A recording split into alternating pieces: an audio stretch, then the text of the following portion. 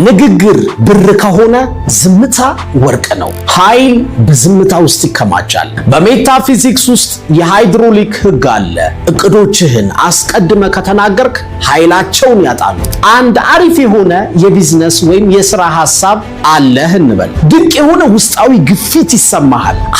አድርገው ይልሃል። ያ ግፊት ስራውን ለመጀመር ለመንቀሳቀስ የሚያስፈልግ ወሳኝ ነዳጅ ነው። በቃ የእንፋሎት ሞተርህ ነው። ነገር ግን ከጓደኞች ጋር ስትገናኝ እንደ ቀልድ ሁሉንም ትነግራቸዋለህ። ስተት ትሰራለህ። ዝርዝሩን ታብራራለህ። ስኬቱን በምናብ የሳልከውን ሁሉ ትዘረግፋለህ። እዛው እያወራህ ጭብጨባ ወይም ትችት ትቀበላለህ። ወደ ቤት ስትመለስ እንደተነፈሰ ፊኛ ትሆናለህ። ስራውን ለመጀመር ጉልበት አይኖርህም። ለምን?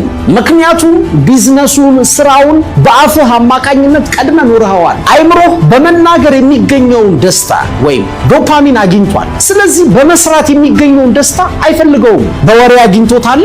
የመስሪያ ጉልበቱን በአፍህ አውጥተህ ጨርሰሃል። ዝም በል። ህልሞችህን በቁልፍ በተዘጋ ምስጢራዊ ሳጥን ውስጥ አስቀምጣቸው። ለስራው ለቢዝነሱ ከሚያግዙ ሰዎች ውጪ ለማንም አትናገር። የሰዎችን አድናቆት ወይም ማረጋገጫ አትፈልግ። ለራስህ ያዘውና በውስጥህ ታፍኖ ይቀመጥ፣ ይብላላ።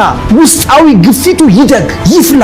ያንን ኃይል ለመልቀቅ ብቸኛው መንገድ በገሃዱ ዓለም ያሰብከውን በድርጊት መግለጥ ብቻ፣ ተግባር ብቻ፣ ጸጥ ብለህ መስራት ብቻ፣ መገንባት።